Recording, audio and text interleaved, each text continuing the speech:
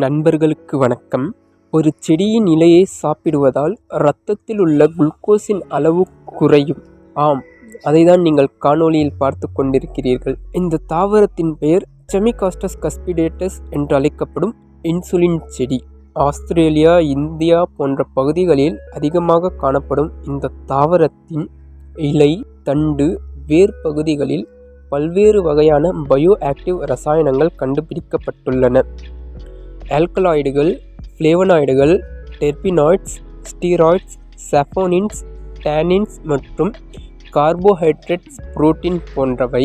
Methanolic leaf extract மூலம் நடத்தப்பட்ட case chromatography, mass spectrometry ஆய்வுகள் 19 வகையான பயோ ஆக்டிவ் நுணுக்க உலோகங்கள் மற்றும் கார்பனின் அமைப்புகள் கண்டுபிடிக்கப்பட்டுள்ளன. இந்த ரசாயனங்கள் ஆக்சிடென்ட் எதிர்ப்பு செயல்கள், மெட்டபாலிக் பாத்வே, இன்சுலின் செல் செயல்பாடு போன்றவற்றை ஊக்குவிக்கின்றன.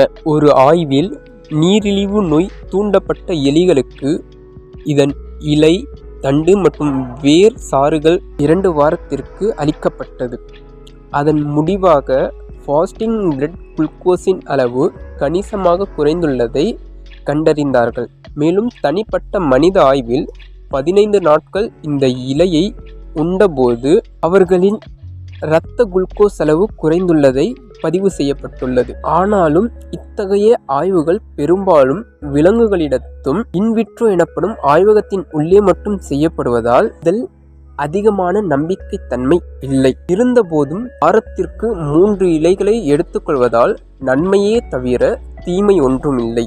குறிப்பாக பிளட் குளுக்கோஸ் அளவு குறைவாக உள்ளவர்கள் இந்த தாவரத்தை பயன்படுத்துவதற்கு முன்பு மருத்துவரின் ஆலோசனையை பெறுவது நல்லது. நன்றி.